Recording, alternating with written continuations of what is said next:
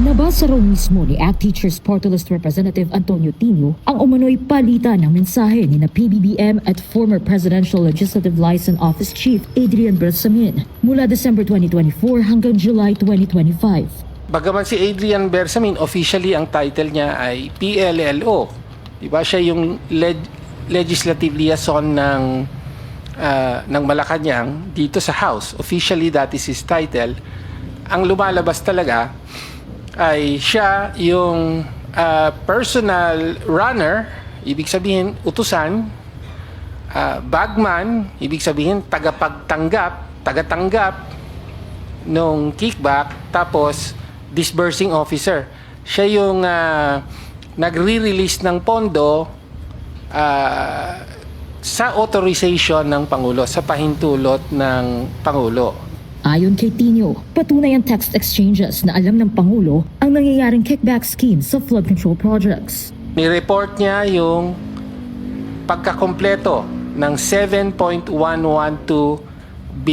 billion in deliveries. No? Tapos, may acknowledgement ng Pangulo. Okay. Tapos, may mga serye ng mga report, no, kung paano gagastusin, hinihingi ang approval, no, ng Pangulo, no. Katulad ng sinabi, ang maraming mga exchanges dito ay nagpapatungkol sa election campaign expenses. Nangyayari ito, at least yung maagang bahagi ng komunikasyon ay nangyayari sa panahon ng campaign. Isa raw sana ito sa mga ebidensyang ilalabas nila kung hindi nabasura ang impeachment complaints laban sa Pangulo. Sabi po sa mensahe, complete na po ang 7.122 delivery sa akin. Tapusin ko po ang computation today. Kalakip nito rin ang detalyadong computation ng mga pinaggastusan ng 8 billion na kickback.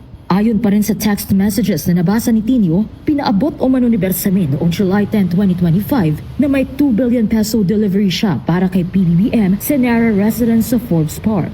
Sagot ng Pangulo, sasabihan ko si June Baris. This is July 10. The President appears to be receiving kickbacks days before he went to Congress. Humarap siya rito at nagsabing, mahiya naman kayo. Sino po ang dapat na mahiya?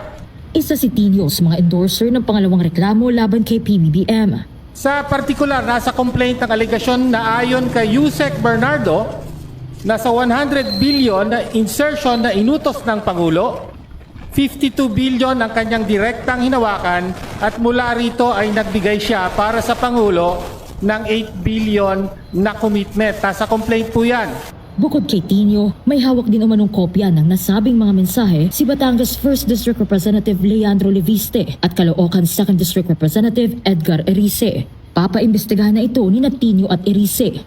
Matatanda ang iniugnay ni former House Appropriations Chair Zaldico si Bersamin sa kickback schemes dahil sinabi umano mismo ni Bersamin sa kanya na utos ng Pangulo ang 100 billion peso insertions sa 2025 national budget. Ang ombudsman naman, matagal na raw minamata si Bersamin dahil sa mga isyong kinahaharap nito, kabilang na ang money laundering. Dati pa yan, Senator ko yan. Kasi noong una na marami na nababalita na activities yan. At alam mo naman dito sa atin, maraming marites sa Pilipinas. Nakakarating yung mga balita sa atin. Pero may naranasan kami sa DOJ na tila siya ang nakialam sa appointment process. Pero dati na rin sinabi ni Senate Blue Ribbon Committee Chair Ping Lacson na ginamit lang umano ni Bersamin ang pangalan ni PBBM kaugnayan 2025 budget insertions. Ayon kay dating DPWH Undersecretary Roberto Bernardo. Napag-alaman ko from Undersecretary Bernardo na may mga tao sa Malacanang, not the President, not authorized by the President, who misrepresented him. I will name some of them, Undersecretary Adrian Bersamin. Ang tugon naman ng Malacanang sa umano'y palitan ng mensahe ni na PBBM at Bersamin, ang anumang pinapahid na issue ng korupsyon sa Pangulo ay ating pong pinasisinungalingan. Ang anumang paninira ng walang anumang basihan ay hindi dapat nagamit or magamit na armas para pahinain ang tiwala ng taong bayan sa ating gobyerno.